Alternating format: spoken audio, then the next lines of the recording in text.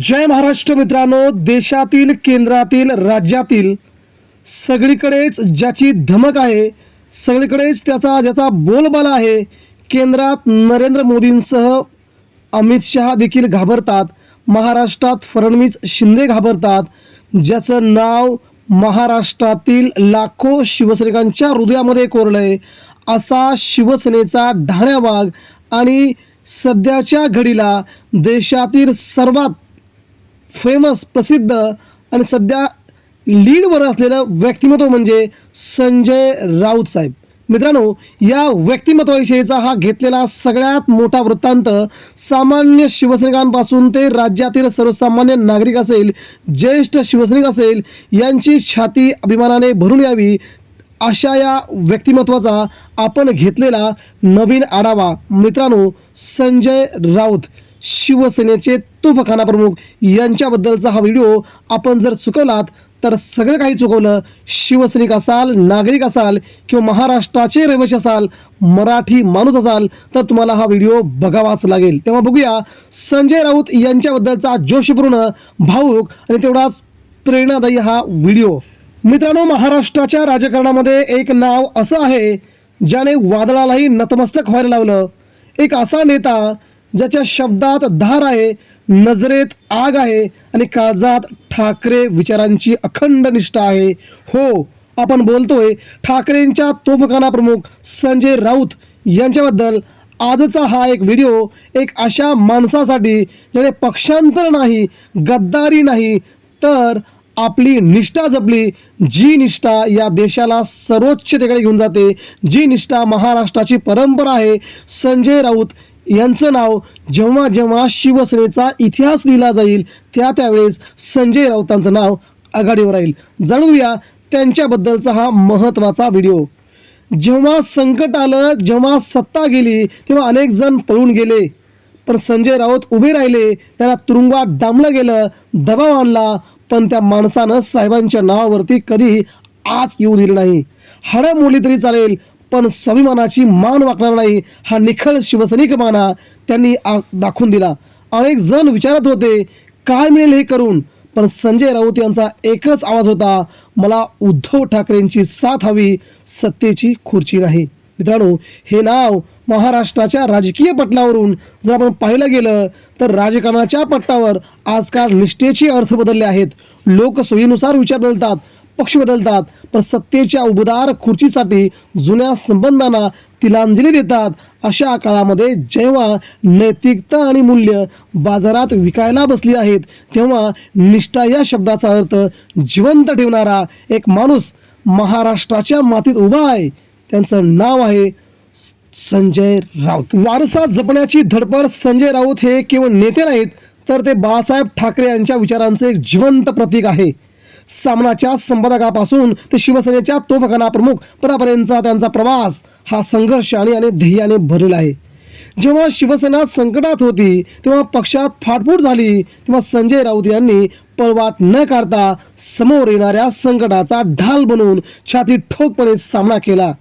त्यांनी हे सिद्ध केलं की निष्ठा ही केवळ तोंडाने बोलण्याची गोष्ट नसते, तर ती आणीबाणीच्या काळात कृतीतून सिद्ध करण्याची गोष्ट असते. शब्दांची धार. संजय राऊत यांना तोफखाना प्रमुख का म्हटलं जातंय? कारण त्यांच्या या शब्दात अशी ताकद आहे की जी मोठ्या सत्ताधीशांना थरथर कापायला होते. त्यामध्ये केंद्रातील मातब्बर मंत्री असो, भाजपचे बडे नेते असो, भाजपचे देशातील केंद्रातील सर्वोच्च नेते असो, संजय राऊत उभे राहिले की ते देखील थरथर कापायला लागतात. अशी ताकद असणारा एक बडा नेता उद्धव ठाकरेंच्या सोबत असणं म्हणजे शिवसेनेला आगामी काळामध्ये महाराष्ट्रात, देशात खूप मोठं भविष्य आहे हे सांगण्याची नवीन कला. त्यांनी कधीही समोरचा नेता किती मोठा आहे याचा विचार केला नाही. त्यांनी जे योग्य वाटलं, जे ठाकरे कुटुंबाच्या हिताचं वाटलं आणि जे शिवसैनिकांच्या भावनेशी जुळणारं होतं ते त्यांनी ठामपणे मांडलं. त्यांचे सकाळी 10 वाजताचे पत्रकार परिषदेचे सत्र महाराष्ट्राच्या राजकारणातील एक मोठं आकर्षण बनलंय. त्यांनी विरोधकांच्या प्रत्येक वार आपल्या अंगावर झेललाय आणि तो परतवून लावलाय. कोणत्याही नेत्याची अग्निपरीक्षा, कोणत्याही नेत्याची खरी अग्निपरीक्षा असते सत्तेत असताना. तर सत्तेच्या बाहेर असताना आणि जेलमध्ये असतानाच ते संजय राऊत यांनी ईडीच्या चौकशीचा सामना करावा लागला. त्यांना तुरुंगाची हवा खावी लागली, पण त्या तुरुंगाच्या भिंती त्यांची जिद्द मोडू शकल्या नाहीत. उलट तुरुंगातून बाहेर आल्यावर ते अधिक धारदार आणि आक्रमक होऊन परतले. त्यांनी हे दाखवून दिलं की जर तुम्ही सत्याच्या मार्गावर असाल आणि तुमच्या मनात प्रामाणिकपणा असेल तर जगातील कोणतीही शक्ती तुम्हाला झुकवू शकत नाही. उद्धव ठाकरे यांच्या नेतृत्वाखाली जेव्हा शिवसेनेचा कठीण काळ सुरू झाला तेव्हा संजय राऊत हे त्यांच्यासाठी ढाल बनून उभे राहिले. अनेक फुटीर नेते पक्ष सोडून गेले, पण राऊत तिथेच उभे राहिले. त्यांनी उद्धव ठाकरेंना एकटे पडू दिले नाही. त्यांच्या या निष्ठेमुळेच आज ठाकरे यांची शिवसेना पुन्हा नव्याने उभी राहण्याचा प्रयत्न करत आहे. राऊत यांच्याबद्दल टीका करणारे अनेक असतील, पण त्यांच्या निष्ठेवर शंका घेण्याची हिंमत कोणीही करू शकणार नाही. कारण निष्ठा ही कष्टाने कमवलेली संपत्ती असते, ती कोणाच्या कृपेने नाही. निष्ठावान शिवसैनिकांसाठी प्रेरणा आहे. आजची तरुण पिढी राजकारणाकडे बघताना गोंधळलेली दिसते. त्यांना करिअरमध्ये राजकारण म्हणजे केवळ सत्ता वाटते, पण संजय राऊत यांचा प्रवास त्यांना हे सांगतो की राजकारण म्हणजे केवळ खुर्ची मिळवणे नव्हे, तर समाजासाठी विचारांसाठी लढा देणे होय. तुम्ही किती वेळा पडलात त्यापेक्षा तुम्ही किती वेळा हिमतीने उभे राहिलात हे महत्त्वाचं असतं. राऊत याचे सर्वात मोठं उदाहरण आहे. संजय राऊत हे एका अर्थाने ठाकरे निष्ठेचा महामेरू आहेत. वादळं कितीही मोठे असले तरी जो डगमगत नाही तोच खरा निष्ठावान असतो. संजय राऊत यांच्या आयुष्यातील हे सर्व पैलू केवळ एका नेत्याची कहाणी नसून ती महाराष्ट्राच्या लढवय्या संस्कृतीची कहाणी आहे. ज्यांना वाटते की सर्व काही संपलंय त्यांना संजय राऊत यांची कारकीर्द पुन्हा एकदा उभी राहण्याची हिंमत देते. त्यांच्या या निष्ठेला केवळ सलाम करून चालणार नाही, तर त्यांच्या प्रचारातून प्रेरणा घेऊन महाराष्ट्राच्या हितासाठी आपणही खंबीरपणे उभं राहिलं पाहिजे. कारण जोपर्यंत संजय राऊतांसारखे नेते ठाकरे विचारांची मशाल घेऊन उभे राहत आहेत तोपर्यंत महाराष्ट्राच्या अस्मितेवरती कोणीही घालू शकणार नाही. ही तेवढी महत्त्वाची बाब आहे. एक निष्ठा, एक वचन, एक बुलंद आवाज म्हणजे संजय राऊत आहेत. सध्या आपण पाहतोय संजय दिना पाटलांनी महाराष्ट्रात उद्धव ठाकरेंना चॅलेंज केलं होतं की महाराष्ट्रामध्ये जर माझ्या अंगावर कोण आलं तर त्याला तशा प्रकारचं उत्तर देईल.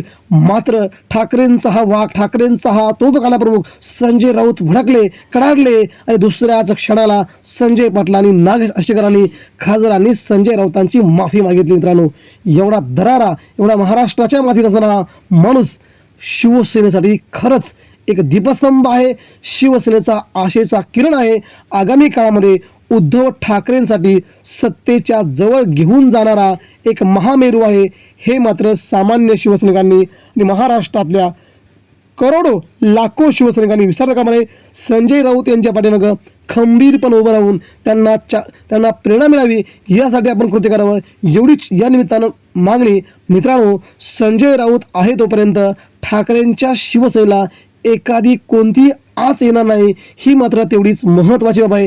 गद्दार येतील, गद्दार जातील, मात्र निष्ठावान चेहरे ठाकरेंच्या पाठीमागे संजय राऊत यांना पाहून कायमस्वरूपी उभे राहतील. ही मात्र महाराष्ट्राच्या राजकारणातील सगळ्यात अढळ स्थान असणारी मोठी बातमी आहे. आपणही यावरती आपल्या प्रतिक्रिया द्या. राज्याच्या राजकारणात संजय राऊत यांच्याबद्दल आपलं मत. धन्यवाद.